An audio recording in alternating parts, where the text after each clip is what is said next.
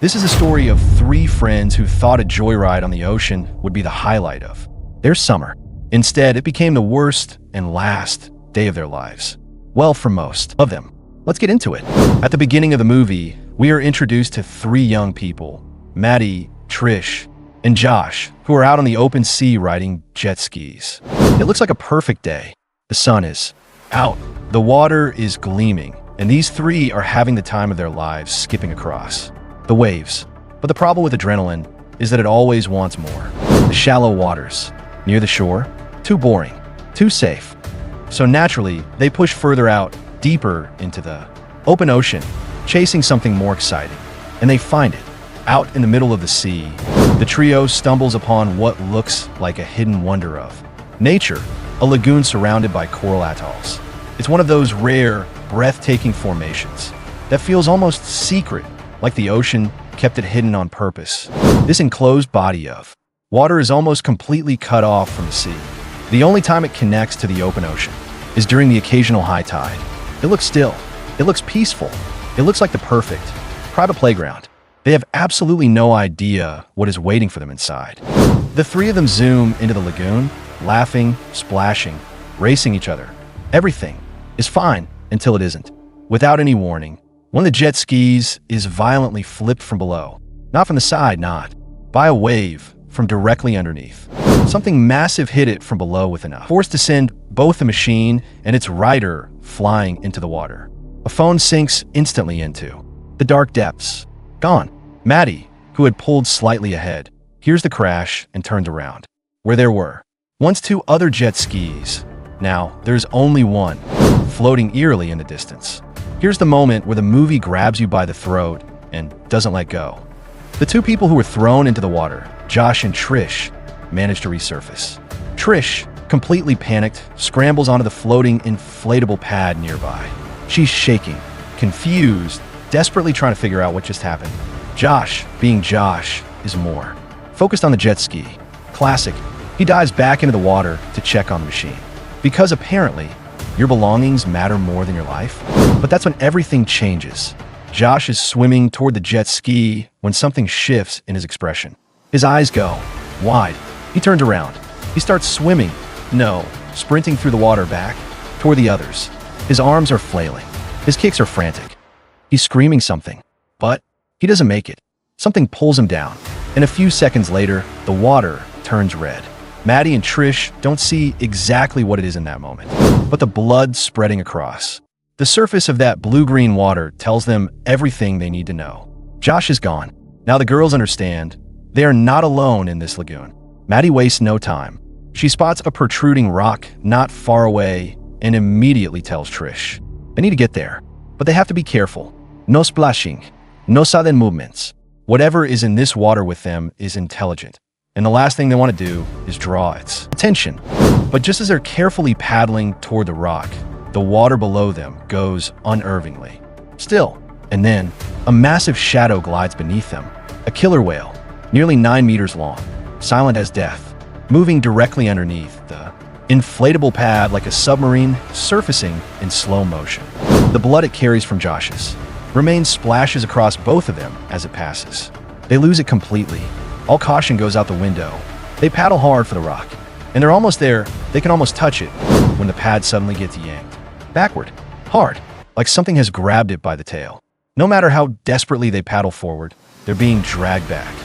And then it stops. And here's where the horror truly sets in. There's a tow rope attached to the back of the pad. The Orca had grabbed it and dragged them back to the center of the lagoon on purpose. This wasn't random aggression. This was calculated. The creature had deliberately played with them like a cat toying with a mouse. Maddie quickly pulls the rope out of the water to prevent it from happening again.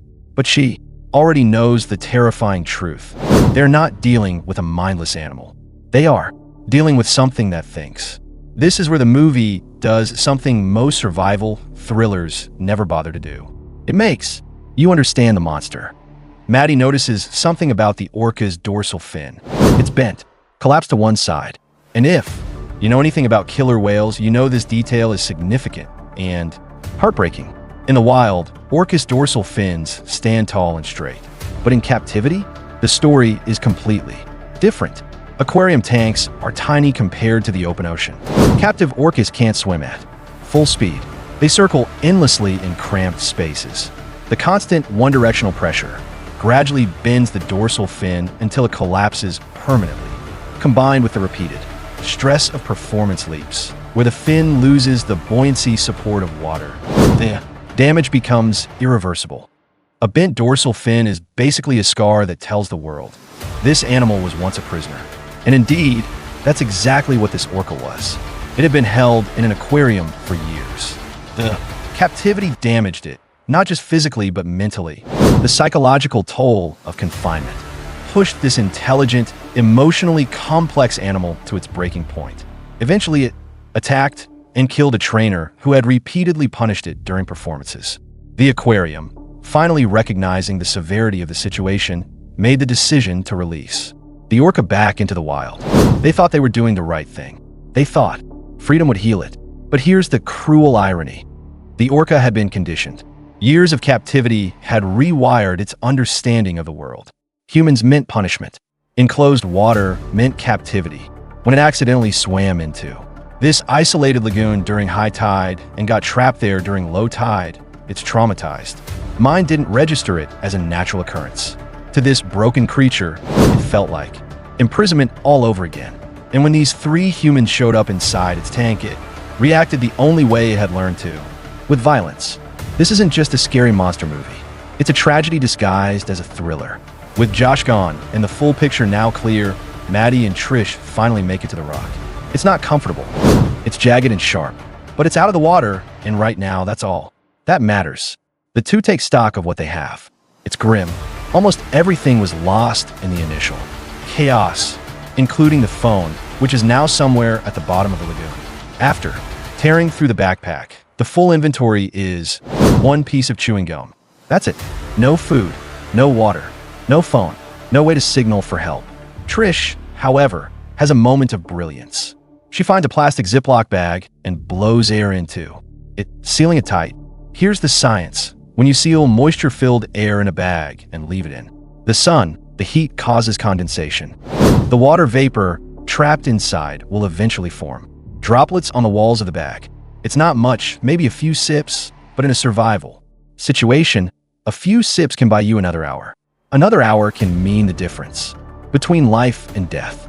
The catch: it takes 8 to 10 hours to work. So the two women curl up on the rock, sharing body heat, rationing energy, and waiting. As the sun begins to sink and the sky shifts to orange and purple, the reality of their situation becomes impossible to ignore. They are exhausted, dehydrated, and terrified. And then a glimmer of hope. The distant sound of a siren. A ship passing by far out at sea. They scream. They wave their arms. They beg the universe for that ship to notice them. It doesn't. The ship disappears over the horizon, and the silence that replaces it is devastating. But Maddie refuses to give up. Scanning the surface of the water near the rock, she spots something, an arm floating. Specifically, Josh's arm, still strapped with a waterproof flashlight. It's a chilling sight, but Maddie thinks practically. She and Trish carefully lean over the edge of the rock and fish the flashlight out of the water. Now, at least they have light. At least, in the dark, someone might see them. They spend the entire night on the rock. No rescue comes. By morning, they're running on empty. Physically, they're fading fast. Emotionally, they're barely holding on. Then Maddie remembers the shell she accidentally stepped on when they first scrambled onto the rock. They might be edible. It's not ideal. It's not appetizing. But it's something. She goes into the water, carefully, quickly, snatches the shells before the orca can react, and makes it back to the rock. She even scrapes her forehead in the process, but doesn't care. When you're starving in the middle of the ocean, a bruised forehead is just background noise. The only problem now is opening the shells with no tools. This is the part of the movie that shifts from a survival thriller into something far more emotional. Maddie pulls out a small box from the backpack. Trish immediately reaches out to stop her, because this is no ordinary box. It's an urn. Inside are the ashes of Maddie's late boyfriend. And here's where we learn the full weight of what Maddie is carrying. We are shown through the film that Maddie was once a gifted cellist, talented, passionate, full of future. One night, During a late-night part-time job, everything changed. A robbery. A gunshot. Maddie lost her hearing in the chaos. And her boyfriend? He died shielding her from a bullet. She has been living with that loss ever since. One of the reasons she planned this ocean trip was to bring him here, to scatter his ashes into the open water, to give him the freedom of the sea. She uses the lid of the urn to crack open the shells. It's heartbreaking and practical all at once. Then, with quiet ceremony, she scatters the ashes into the water. And then Trish breaks. She can't hold it in anymore. Standing on a jagged rock in the middle of a hostile ocean, facing possible death, Trish finally confesses. It was her. She was the one who set up the robbery that night. She had heard Maddie mention offhand that the restaurant they both worked at kept large amounts of cash on the premises. Trish was broke and desperate. She arranged it. She never meant for anyone to get hurt. She certainly never meant for Maddie to be there that night. Maddie had swapped shifts with someone at the last minute. But good intentions don't undo consequences. Maddie's boyfriend is dead. Maddie lost her hearing, and the person responsible has been standing beside her this entire time, pretending to be her friend. Maddie shatters. She doesn't scream. She doesn't cry. She does something more devastating. She takes off her hearing aid and turns away. She shuts Trish out completely, in the most silent, final way possible. With bodies weakening and the emotional wall between them impossible to bridge, Trish makes a decision. She tells Maddie, one of them needs to draw the Orca's attention so the other can swim to safety. And Trish is going to be the one to do it. It's not just survival math. It's guilt. It's her way of trying to pay back a debt that can never truly be paid. Before Maddie can process what's happening, Trish slips into the water and starts swimming. Away from the rock, away from Maddie. By the time Maddie realizes what's happening, Trish is already far out. Maddie screams for her to come back. But Trish has made her choice. The Orca finds Trish almost immediately. You can feel the dread building as that massive, dark shape closes the distance beneath her. Trish is swimming hard, arms churning, legs kicking, and miraculously, she makes it to the beach. She drags herself onto the sand, gasping alive, and Maddie takes her chance. She leaps into the water and starts swimming for a closer rock. But the Orca pivots. It senses her fear. It abandons the chase of Trish entirely and turns back toward Maddie. Maddie barely makes it to a different rock. Her heart must be shattering right now, not just from fear, but from knowing that Trish just used her life as a distraction, and it almost didn't work. On the beach, Trish is trying everything. She sees a helicopter passing overhead and loses her mind, screaming and waving. She writes SOS in massive letters across the sand with her hands. She screams until her throat tears. The helicopter flies past, and in her desperate, heartbroken rage, Trish doesn't notice the water behind her. The Orca strikes. It pulls her in before she can even register what's happening. Trish fights, claws at the ground, manages to stop herself from being dragged completely. But the damage is done. Her thigh is gone, bitten clean off. She bleeds out on the sand. Maddie watches from the rock. There is nothing she can do, nothing but witness. Now Maddie is truly alone. The rock she's on is smaller. There's barely enough space to sit. Her hearing aid has completely died, no battery. She's locked in total silence in the middle of a raging storm. She can feel through the lightning flashes, but cannot hear. Darkness, silence, isolation. She turns on a flashlight. It dies. At this point, it feels like the universe itself is against her. But then, the storm that is trying to kill her also saves her. The heavy rain finally gives Maddie something to drink. Real water, not condensation from a bag. She tilts her head back and drinks the rain with the urgency of someone who hasn't had water in nearly 2 days. And then she sees the Orca again, surfacing near her in the storm. This time, something is different. This time, Maddie looks at it, really looks at it. She notices a thin, pale scar near the corner of its eye. A wound, another mark from a life of captivity and pain. For a single suspended moment, the two damaged, exhausted creatures look at each other across the surface of the water, and something shifts in Maddie. She doesn't forgive the Orca, but she understands it, and understanding it is exactly what saves her. She knows that orcas use echolocation, a biological sonar system they rely on to navigate the world. She also knows from her analysis earlier that massive underwater noise Disruption can completely scramble that system. The thunderstorm is still raging. The noise in the water from the rain and lightning is enormous. This is her window, the only one she's going to get. Maddie dives in. She swims for the beach with everything she has. Fully committed. No hesitation, no looking back. And the Orca, with its echolocation system overwhelmed by the storm's noise, cannot lock onto her. She makes it. Maddie reaches the beach and immediately remembers Trisha's phone.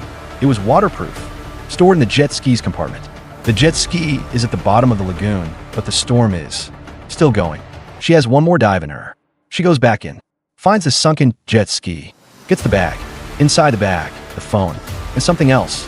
A cello end pin, a stabilizing rod used to support the instrument during performance. Trish had bought it for her as a gift. A message. Let go of the past and start playing again. In another life, it would have made Maddie cry. Right now, it makes her think, because as soon as she resurfaces, she realizes the storm has ended. The water is calm, and the Orca is back. There is nowhere to run, nowhere to hide. Maddie makes a decision that is either incredibly brave or completely insane, possibly both. She dives back under the water to meet the Orca on its own terms.